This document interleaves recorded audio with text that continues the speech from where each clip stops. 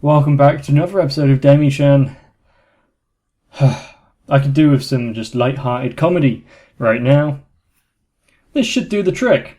And in lieu of an introduction, mainly because we should all really know what's going on right now, especially since Demi-Chan isn't exactly the most plot-intensive. It is something that you can just... It's just something that you can absorb and get along with easily. And that's not saying it's a bad thing. So right now, join me for episode 9.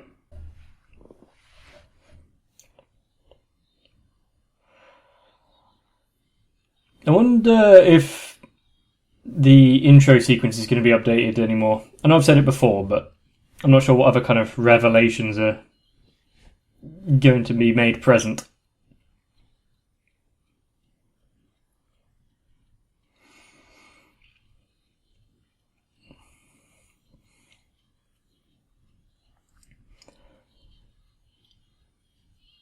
This is also the kind of show where you can't really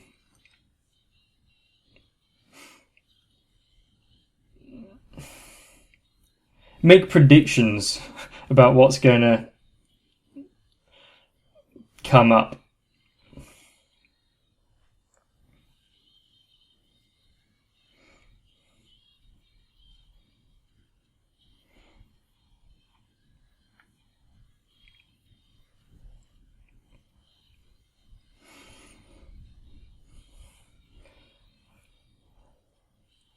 Of course, it's trying to set up the whole Takahashi and Saki thing, isn't it?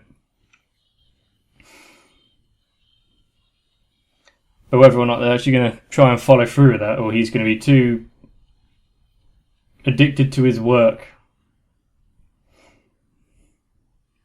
and his PhD.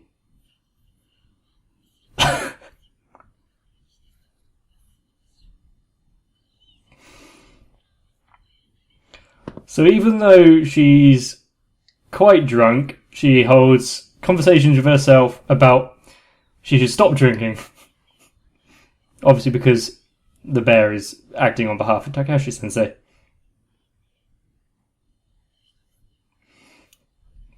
Actually kind of looks like him a bit.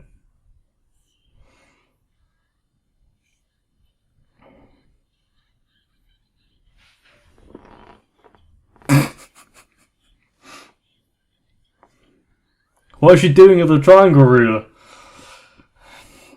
Oh dear. Well, we know how...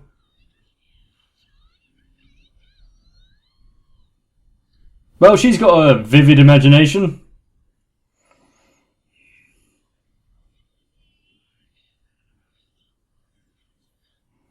Well, that call might have sobered her up a little bit.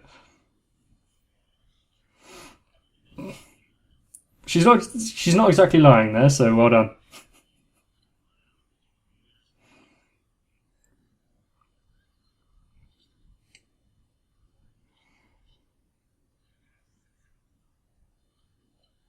Well, she basically told him.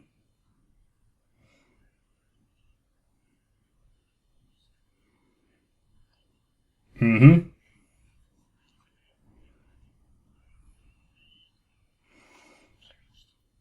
Is he actually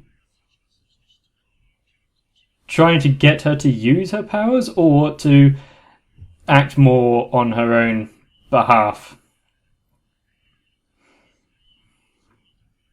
Mm-hmm.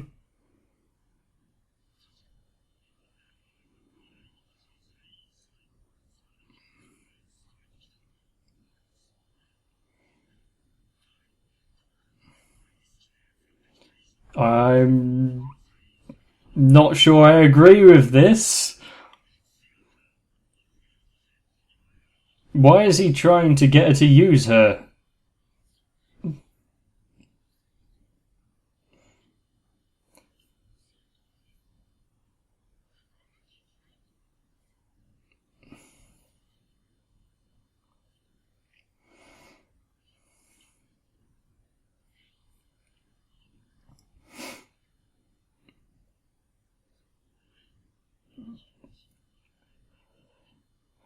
But we know that Takahashi is able to kind of not exactly withstand its effects, but control himself a little.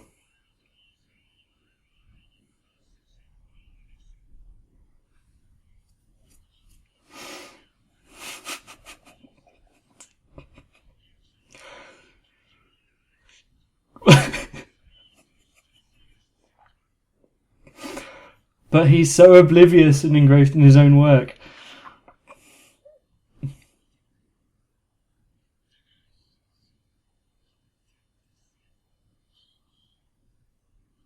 Well, now he's got her attention.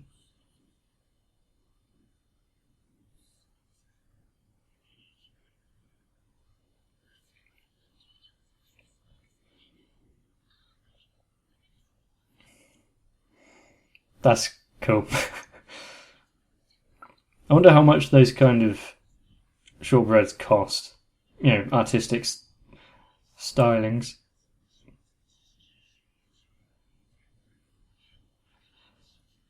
He's not exactly wrong on that.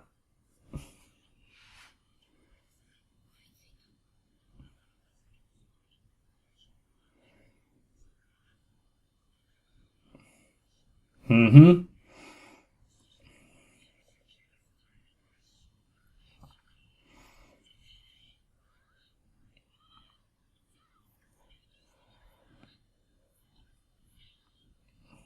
She's being a bit forward, but yep, well done.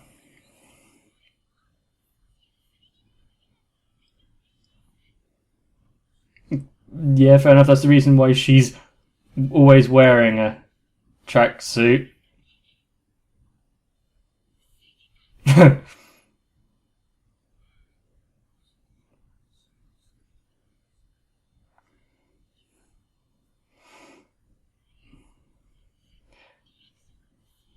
Isn't most of her power coming from physical contact?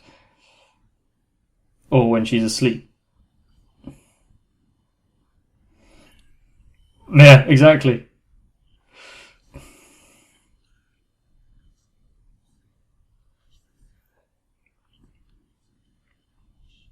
So he's focusing on, yes.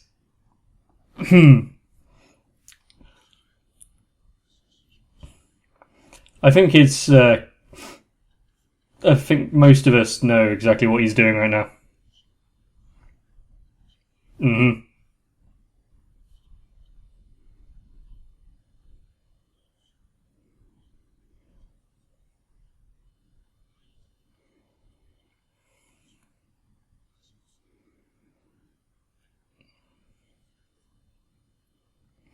What if she? Hmm.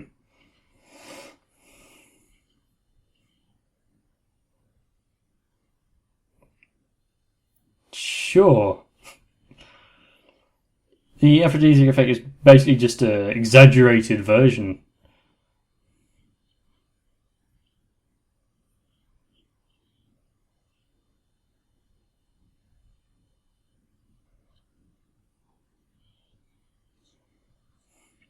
Is he going to go about this completely scientifically now?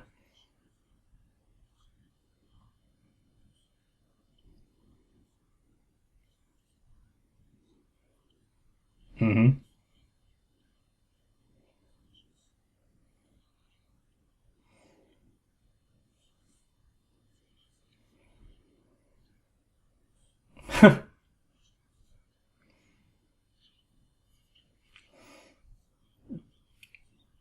Explaining her powers and her things via maths. Nice. This is going to just increase her affection for him, isn't it?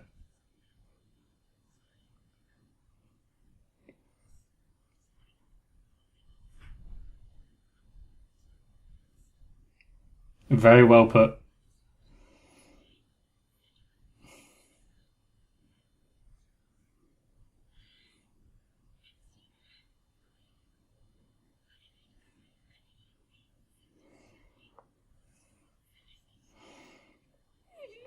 Not sure what her addition to that graph was.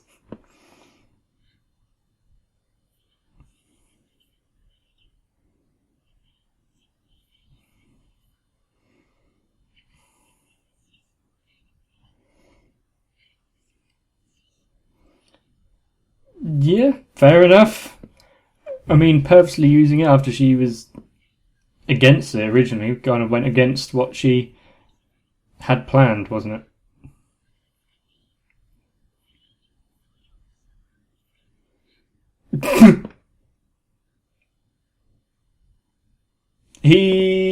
Yeah,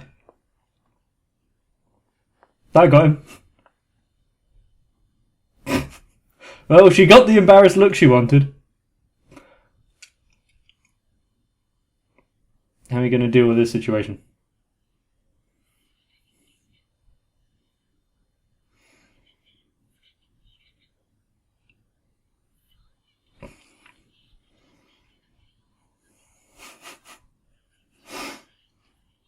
And she's back to drinking.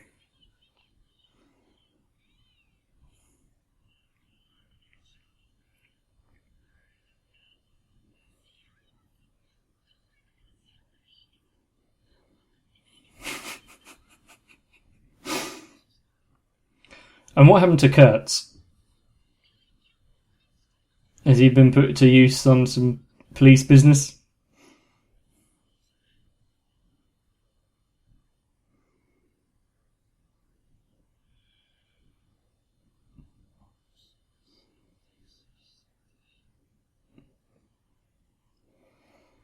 Oh, so that was the reason for his interference.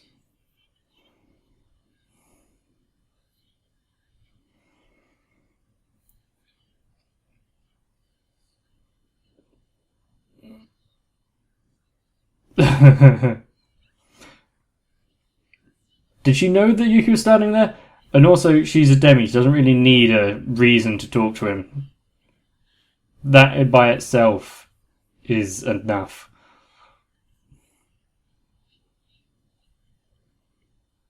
Oh.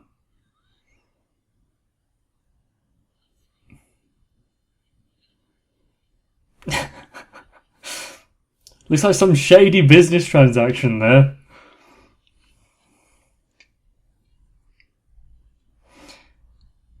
I think Yuki's happy that she's got a, as she put it herself, kindred spirit in her manga and reading.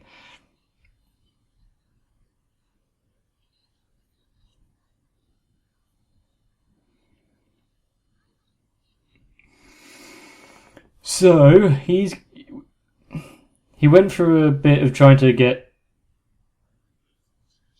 Saki's powers and understanding how they work. Now they're doing the same with Yuki and seeing if she can control them.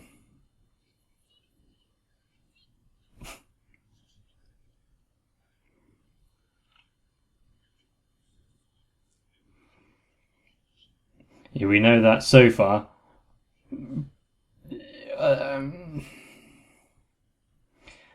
Is he now going to try and get her to be able to use powers when she's not sad? That's a good way of being your own air conditioning, I guess.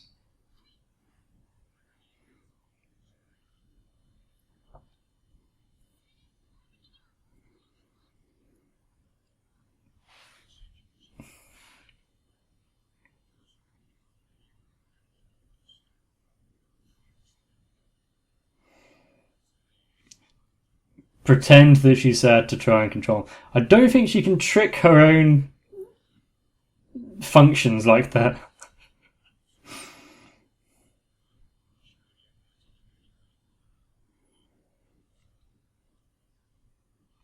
You might need some acting lessons.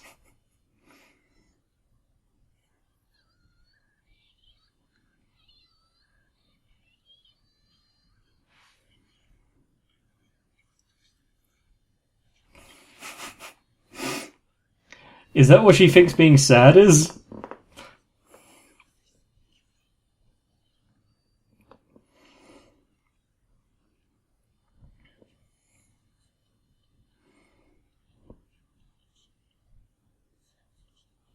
Because that would end up killing them? Is that what he means?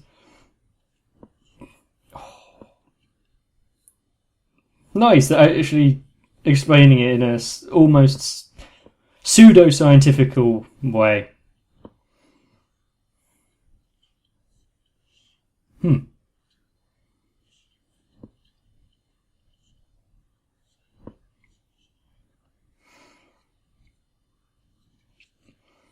Is he? It's a good way to try and draw a distinction between the two. And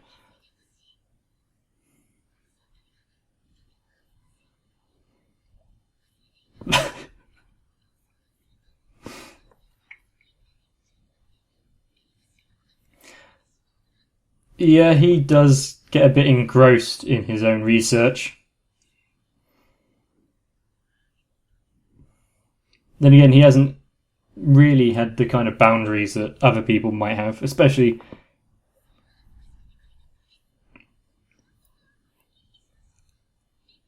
like Yuki, where she gets embarrassed over pretty much anything.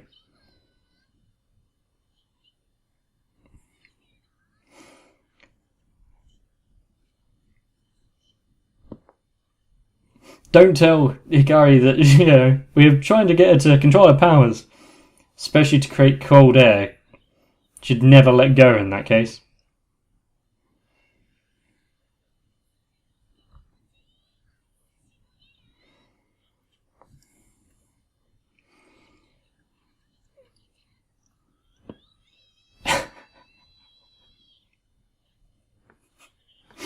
It's a start.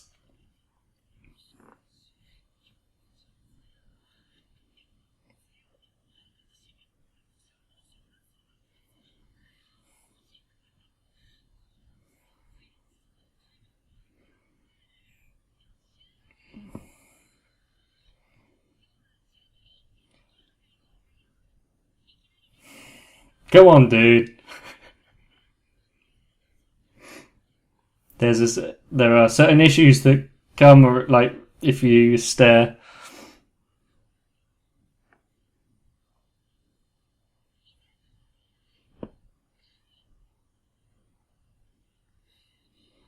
Huh. So the exhaustion on her body also transfers over to her head. How exactly do the connections between her head and her lungs work?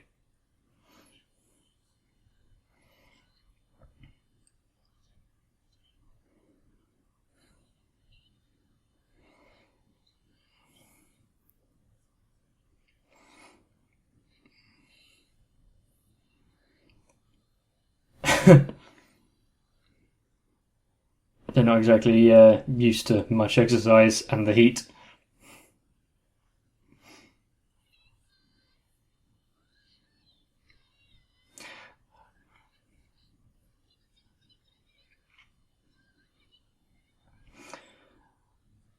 Are there not any other rooms that they can occupy?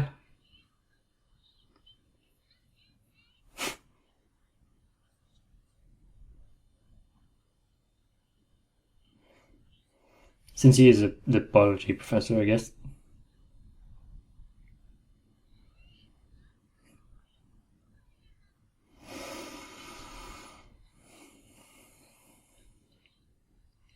I'm not sure it's really a battle of who's affected more.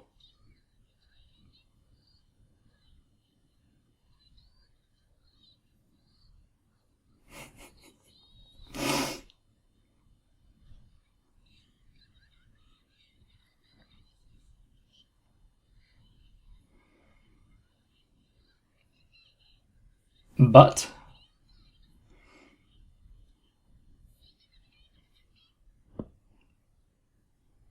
really?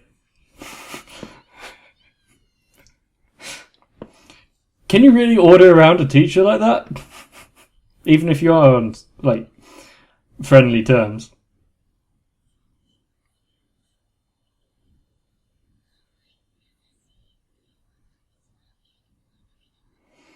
A mixture of all three, but you shouldn't expect him to actually spend money in the first place.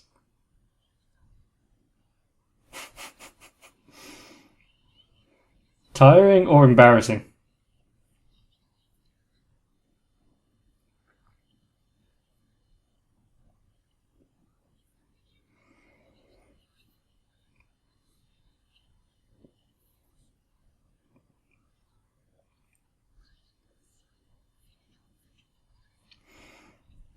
Okay, I've never tried using fear tactics as a way to cool down. Let's see just how terrifying these stories are.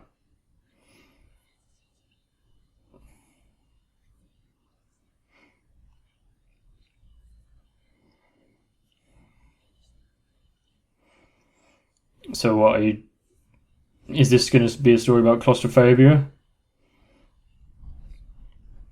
And then losing the lights as well.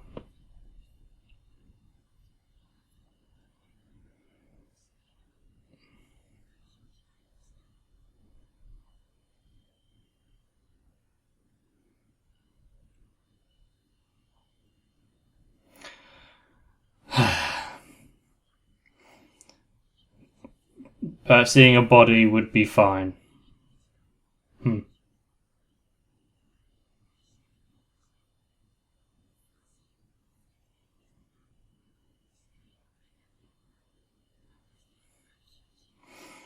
Wouldn't you just leave at this point?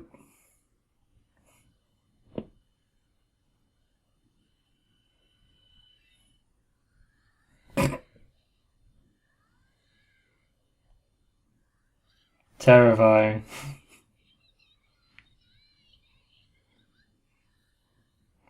Well, I gave them a little bit of moment where they weren't thinking about the heat.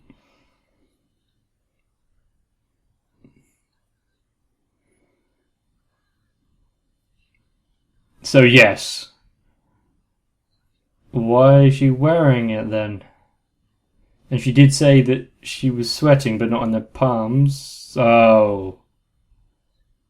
Oh.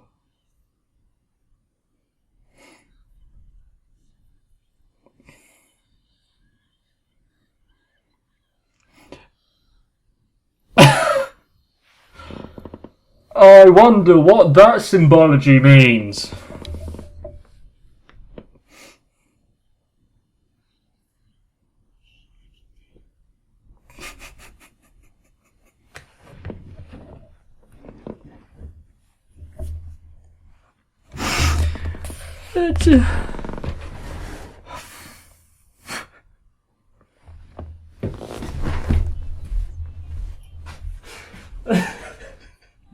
For fuck's sake. Christ.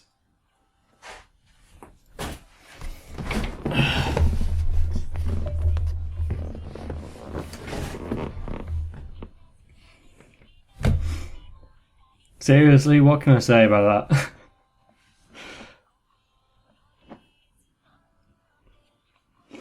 I mean, was it necessary for Magi to kind of show them what she meant?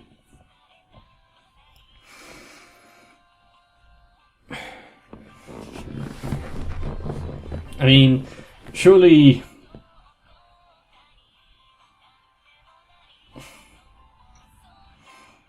they kind of experience the same kind of thing to a lesser extent, but it's not a huge shock.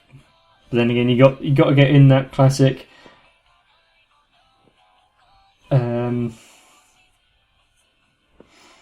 dilemma and jokes about bust size, don't you? Anyway, that was episode 9 of Demi-Chan, and well, we had a bit more of Satao Sensei. Well, her growth is coming along quite nicely, isn't it? From the start of the series, she was 20 something, can't remember exact age, and basically living as a shut-in, not talking to anyone, and keeping his distance as far as she can. And now she's actually opening up and potentially contemplating using her own powers. If we took away the kind of almost supernatural elements and the superpowers from the equation, I think we could. Well, I think a lot of us can learn from her, can't we? Me especially, I need to be a bit more proactive. I've got to stop waiting for things to come to me. I did enjoy the almost scientific explanation of the Snow Woman's powers and how there is definitely some kind of element, some kind of substance that is interacting with the secretions from her body to be able to freeze them. If we can somehow harness that power, there's definitely a money-making scheme in there somewhere. Anyway, I hope you enjoyed this one, and what can I say, really?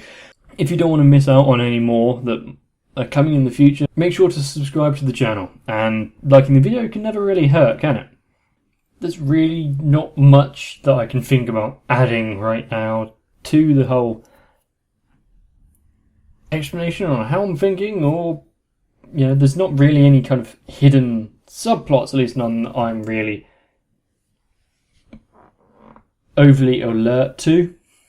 If I'm underestimating the show, then let me know. But in the meantime, I hope that all of you out there continue to stay awesome, get some rest, and I'll see you in the next one.